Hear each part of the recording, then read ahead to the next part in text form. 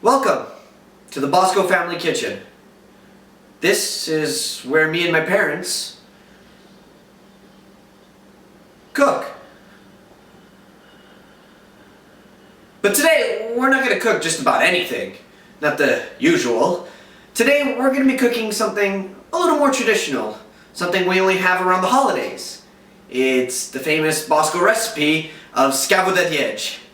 Well, not technically Bosco recipe, it's on my mom's side, so technically it's a Pascale recipe.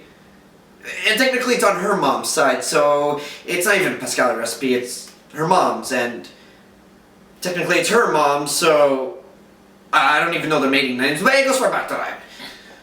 And I'll tell you something, it was a little difficult because, as you can see from this, my mom's a little camera shy.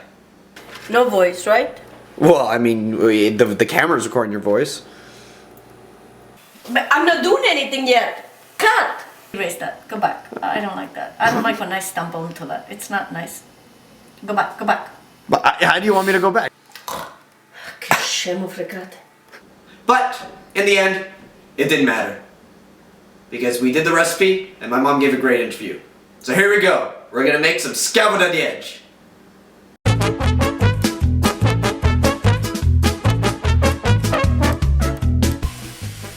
Hey Ma, Yes. how do you even spell Scavudatieddri? That's gonna be a tough one. How? How do you spell it? S-C-V-U. S-C-V-U? Yeah. S-C-V-U. Yeah. No. S-C-A. S-C-A. D-U. Yeah. D-A. D-A. T-I-E. Wait. Whoa, repeat that. S-C-A. S-C-A-V-U-D-A-T-I-E-D-D-R-I. Scavudatieddri. That's a hard word to spell.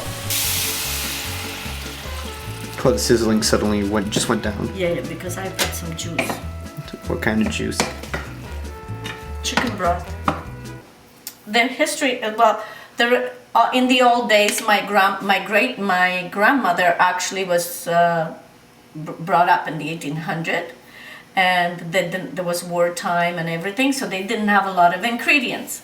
So they had, the thing that they had the most was flour, potatoes, vegetables, cheese, because everybody had their own goat and their own sheep. They had flour because they grew their own wheat. Where I come from is a small village in Cosenza, Italy. So they all around the village, they all kind of shared. They kind of, whoever had, they kind of swapped with each other. But when the holidays came, was the hardest time because they had to make the goodies, and they can only make the goodies from what ingredients they had. So they created their own recipes. This particular one is called, the one you will be making, it's called the Scavudatieddri, which means, scavuda means something that it's boiled. And that's why it's made with boiled potatoes. Mm-hmm. Then they put together flour, potatoes, cheese. We use Parmigiano cheese because we're a little bit more advanced, but in those days they used goat cheese. The unfortunate thing in those days, everything was fried because they didn't have ovens. The oven they had was to bake the bread and the pizza, but those were wood ovens, so it took a long time for them to prepare the oven. So they went into frying. Mm-hmm. And not very healthy, but that's what they used to do. So there's many recipes that they're made also with the same idea, but pretty much everything in those days was made out of flour and potatoes, like the gnocchi, flour and potato. Pasta was just flour and water because they didn't have much ingredients. Then of course we used to watch my mother do all those goodies, and then my older sisters took over to do the stuff. I actually learned from my older sister because my mother used to do it when nobody was around, so she could have peace and quiet because we were a large family. So she used to them really late at night when we were in bed. But then I learned from my older sister, because my older sister, she would do them with me. And some things are nice too. Some traditions, it's always nice to keep them.